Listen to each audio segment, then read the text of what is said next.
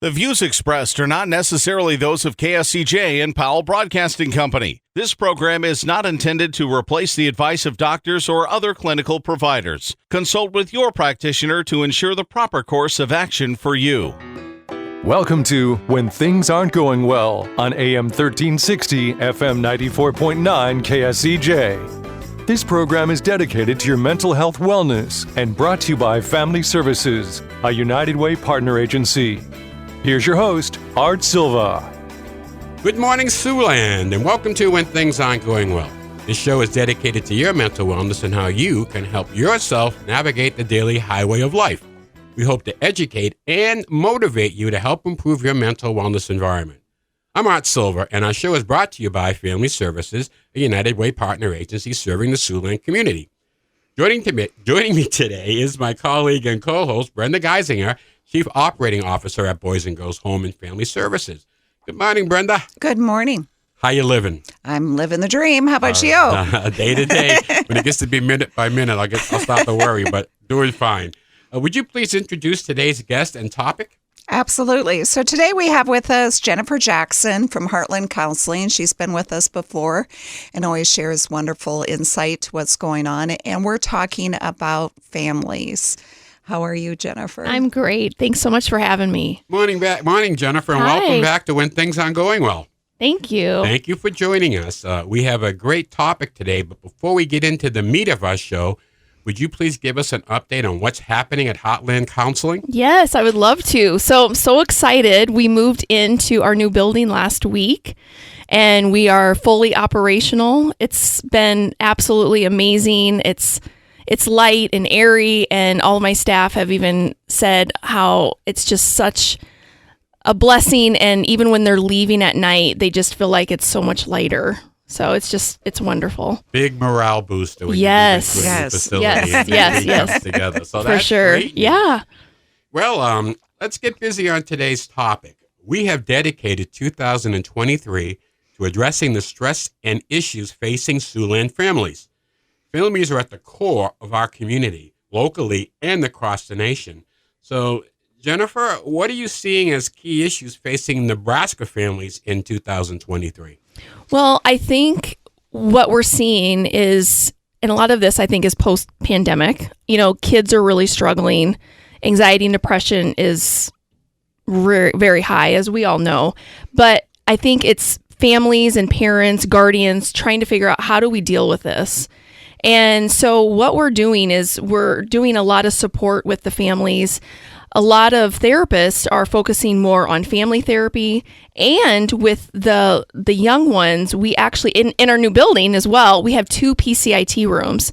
So what PCIT is parent-child interactive therapy, and that is when the therapist is guiding those parents on how to work with their kids. And it's been phenomenal. And we actually even had recently a therapist go to another training with PCIT on how to work with adolescents, which is kind of a new thing. And so that's very exciting too. But other things we do in the homes is we do peer support. So we do that with adults and with kids. So parents that are struggling, maybe they have kids, we can also wrap services around those adults. So, and this is all free to them. This isn't a cost. So that's very exciting. And we also have our day program, which is called the Life Center. So let's say parents are struggling again. Maybe they're not working. They're off work right now, and they're trying to find a job. They can come there even during the day. They can eat lunch, do their laundry there, and then we can help them apply for jobs and do that kind of thing. So it's a lot of case management to help those families and those parents get back on their feet. That is absolutely wonderful. You talk about all-encompassing, and you hit it on the head when you talked about the children and the depression and the anxiety that we're seeing. So, Yes. as it slides downhill, Right. The kids get it. Brenda, are you seeing the same thing in family services? Yeah, we see it in family services, and then we also see it in our residential programming. I think families are under extreme pressure right now with inflation and Yes. jobs, and the kids being being behind in education and just trying to find their footing. And they don't know what to do with all of that. And so they're just really reaching out. And like Jennifer said, it's wrapping around the whole family, not just focusing on one individual, but how can we come together and support this family to just kind of find their bearings again and get functioning. Right. I'm out Silva along with my co-host Brenda Geisinger and our guest, Heartland Counseling Services Executive Director, Jennifer Jackson. And you're listening to When Things Aren't Going Well. So let's continue our discussion on stress and how it's affecting Nebraska families. Jennifer, we live in the bread box of America. Are you finding food challenges also in families? Yes. So food challenges and, it goes back to finances, right? So how if your car breaks down, right, how are you supposed to get to work? So we work very closely with Growing Community Connections and Community Response. So in Nebraska, there's a program called Community Response. And what that does is you can apply for funds to help families or help yourself when it comes to basic needs like that. Let's say, your car breaks down. How can you help me pay for this to get fixed? And what a committee goes over all of these things and helps them get back on their feet. So that is a service we work very close with. And you can get online on growingcommunityconnections.org and actually apply for those funds right on there. Well, that's a tremendous segue for us because next week we have Joanne Gieselman. Oh, perfect. And yes. We're trying to get out and just get the message out to the Siouxland community. Yes. There's help out there. There is. And folks just need to know where to go to get the help. So Heartland Counseling, I love that program of the day, almost not daycare, but a place to go that's a productive place. It is. It's just like for people just like you and I. We may be struggling, maybe it's somebody that's on disability or somebody that's has in recovery with their alcoholism. It's for anybody 18 and older. It's free. It's open 6 days a week. We pick people up. We take them home. And if you want to drive, and we will be on the bus route. So, that's coming. Okay. Yeah. That is excellent news. Let me ask you this. Where can families go for food assistance? Other than the general places that, I know we have the food bank in town, but are they overused? So do we have like little pockets that we can kind of take care of our folks? Yes. So on the Nebraska side, we have a program called Voices for Food.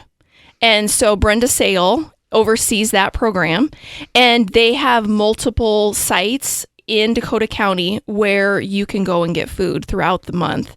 So again, if you go to GCC, our Growing Community Connections, you can click on there and it'll show you the different sites of where you can go and get food.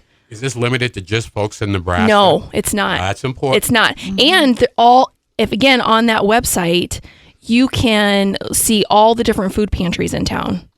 Great. Yes. That is a tremendous Yep, resource. and it's open to anybody. So, folks, if you have a food challenge going on and you know of somebody, there are places to go where you can get some help. Let me ask you this, Jennifer. Your ruralness, for lack of another term, does that create problems for you? It does. So, and actually, we just inherited 4 more counties. So we are now over 15 counties. The nice thing is we have, with us continuing to grow, we have new staff that live in those areas. So again, if anybody in the rural counties, it's from Dakota County all the way to Cherry County, anybody in those rural areas can always call Heartland, and then we can set you up with our crisis responder who will help you find those resources. Yes. And I know the internet is very important to you to deal with the ruralness. I think you're a little ahead of things with what you do, but the rest of the country is trying to catch up on. So I love your internet access. You want to talk about that program and how it serves Nebraskans? Sure. So with GCC, okay, so with Growing Community Connections, it's actually an amazing site. Again, and I'm actually the board president for GCC, so I'm really proud to talk about them. them. A couple of hats. Right. So, but it's really amazing. So you can get on there. There's a resource guide. Any agency, and I guess I'll talk about agency side first. Any agency in town can go on there and enroll. So all of your information is on the resource page. And so you can look up, let's say I need food resources. You can click on food and all the different places will come up. I need clothing. Click on it, different places will come up. I need a mental health evaluation. Click on that and scroll down. So, and this is tri-state, and it's also for rural Nebraska. So it's going to guide you on how to get there. And again, the website is growingcommunityconnections.org. Next week, folks, on the show, we will talk more in detail about the programs. It is a fascinating, just a great program with access to so many resources in the community. And I wonder if Joanne Giesemann, who is their executive director, has ever had a bad day. And she is such an up person. Yes, she is. So she'll be with us next week. Yeah. So this is really good. We're trying to line up where those resources are, folks, so you can go and get some help. Yes. We're coming up on our break, so continue your morning chill. We'll be right back with more When Things Aren't Going Well, right here on 1360 AM, 94.9 FM, KSCJ. Let's face it, that happens to all of us. However, the pandemic has compounded all of our lives and activities. Even the simplest tasks seem harder. Hi, I'm Brenda Geisinger, the Chief Operating Officer at the Boys and Girls Home and Family Services. Family Services is a United Way partner agency serving children and families of our community, and we're here to help. If you'd like to learn more about Family Services, please contact us via email, website, Facebook, or phone Mary Pickens. At Family Services, we change lives. Welcome back to When Things Aren't Going Well on KSCJ. Here's Art Silva. Welcome back to When Things Aren't Going Well. I'm Art Silva along with Brenda Geisinger and our guest Jennifer Jackson, the Executive Director at Heartland Counseling Services. And we're discussing family stress in Siouxland and Nebraska. So let me ask you, Jennifer, mental health services for children and families. I know you talked about the clearinghouse that Growing Community Connections has. But what is the process there if someone needs to get some mental health help? Well, for Heartland, what we do is if you're in one of the school districts that we serve, so we're in 8 school districts currently on the Nebraska side, if a family member is really concerned about their child, they can go straight to the school counselor or the school psychologist. What they're going to do is they're going to do a direct referral to Heartland or to our therapist in the school district. Now, if you're just in general in the community and we serve all, tri-state, what we're going to do, we have a walk-in clinic. So the first thing you're going to do is you can go to our website, which is heartlandcounselingservices.org, or you can go, or .com, we have both, or you can go to our Facebook page and it'll show you the walk-in clinic hours. So it's first come, first serve. You just show up with your child, and then we do an intake. And again, the sooner you get there, the sooner you're going to get in. I think it's great to hear this. It's absolutely great because agencies can reinforce what's going on. We can refer. Sometimes transportation gets to be a problem. It seems like you got that figured out too. You go and pick them up? We do. Yeah. So the first time they need to get there the first time. But after that, we have several vehicles that our staff drive. And as long as we have permission slip from a release of or whatever you want to say that they have to sign, then we transport kids. In the summer, we call them summer camps, but they're therapy groups. And we go and pick all the kids up. And they spend either a morning with us for 2 to 3 hours, and we have group therapy, or in the afternoon. So that was very successful this last year. We see so much of neglect and abuse with children. I know we have on our residential treatment board South Sioux Police Chief Ed Mahan. Yes. And in talking with Ed, one of the difficult things that happens is when you have a domestic violence call, mm-hmm.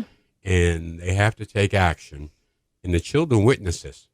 And what do you do for the children? Right. Because we're trying to break this cycle. Exactly. And when they witness this happen, as their mom and dad work out their issues, but they watch the police involved. Right. And that has a tremendous impact on kids. It does. And I think, witnessing domestic violence, a lot of people don't understand that's abuse in itself.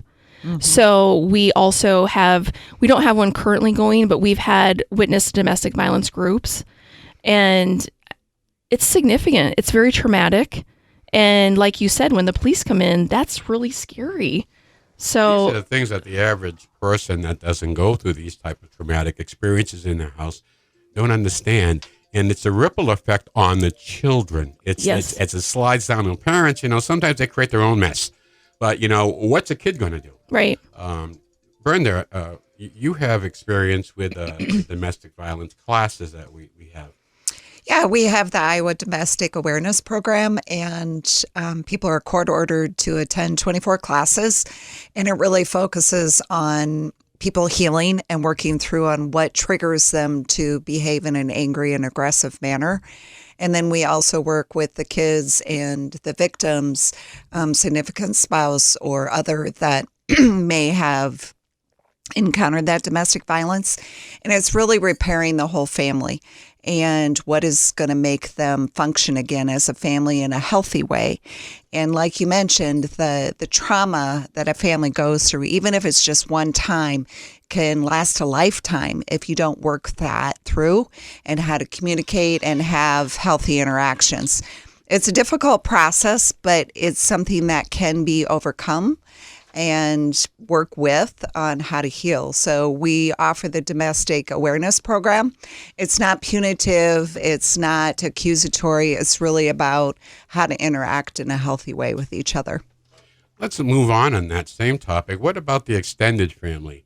Do you do much work, Jennifer, with grandparents, aunts, uncles, or children that may be in a temporary situation right now? We do, definitely. And actually, we have one therapist who's a certified adoption therapist. So, and that doesn't just mean, it doesn't just mean like if you've been adopted, right? It also means exactly what you're saying is extended family, guardians. So whoever that guardian is, then we can work with them as well and give them the skills. So, and the same thing with PCIT, which is the parent-child interactive therapy. We have a lot of grandparents who are doing that with their grandchildren because now, and we've even had a great grandmother who is taking care of, these young children and trying to assist them. So that's commitment. And that extended family part of the village is so important. And when you talk about guardians or they're taking custody of the child, these folks are at a different age. And to step up and to be that resource takes a tremendous amount of pressure off of the system. Right. The adopted, the foster home system. And it's just, everything just seems to be overloaded right now. And the systems all have to work together for us to advance in the best interest of the child and family. And sometimes there are big disconnects. So let me ask you about education. We went through the pandemic. I think the children in South Sioux were in school. South Sioux City were in school. Children in Sioux City were not in school. And we've noticed a big difference as they came back to school, where the reading grades were, et cetera. You want to comment on education? Are you playing catch up? Yeah, you bet. So again, like I said, we work very closely with the school district, especially South Sioux. We have 6 full-time therapists right in the schools. And we are working very closely with them. We're doing several wraparound groups within the school day, lots of youth peer support groups. And, it all trickles down. If their emotional and mental health is good, then their academic scores are going to be good. So if we can support them emotionally, then, research shows, Castle, who is social emotional learning, right? Yeah. There's proof that scores are going to be, I think it's something like 13% better within a year.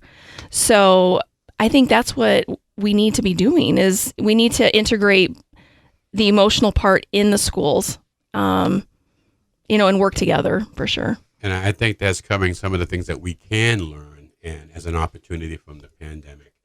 This has been great. Jennifer, I want to thank you very much for coming in today. We're coming up on the end of our show for this week, and we want to leave you with a little humor for your mental wellness. So here we go. Here's a weekly joke. My professor asked everyone in class what book helped us the most in life. So far, I chose my father's checkbook. Thank you, Brenda. Jennifer, also thanks to our listening audience. I want to give a shout out to Tony Melville, the Fairway Southern Hills store manager, and the other 4 Siouxland Fairway store managers for their contribution of food and cash to the Siouxland Family Center. Thanks for showing some love. Face Off for Charity. It's our 25th celebration of Face Off, and we have some special items. You can preview the auction items right now on one.bidpal.net/faceoff. And you might want to go online and start taking a look. You got to be present for all the live auction items. But here are a few you might want to be there for. New York Rangers tickets. Gunnarson's got a beautiful pendant. St. Louis Cardinals tickets with a hotel. A Neil Pionk autographed jersey. An Anze Kopitar autographed jersey. Seattle Kraken's jersey. Detroit Red Wings coaches tickets and parking pass if you want to drive to Detroit. Kansas City Chiefs tickets and a Boulevard Brewery tour. Golf at Wingfoot. Yes, you heard me right. Golf at Wingfoot. New items are being added daily. So again, one.bidpal.net/faceoff. Now you must be present to bid on the live auction items, but we can arrange a proxy for you. So for any more information, please call or email Mary Pickens at 712-293-4919 or pickensm@bghome.net. Country celebrations on Friday, the 17th of February. That's next Friday at 5:30. Sneaky's world-famous chicken served by your Sioux City Musketeers. Get your tickets right now. This will be a sellout. We'll be back next Saturday morning at 7 a.m. right here on 1360 AM, 94.9 FM, KSCJ, when our guest will be Joanne Gieselman, Executive Director of Growing Community Connections. And our topic will be how to connect in the community. Don't forget to do your homework this week and go out and have a good laugh. It's good for the soul. May the sun shine. Happy trails to you until we meet again. Happy trails to you. Keep smiling until then. Happy trails to you till we meet again.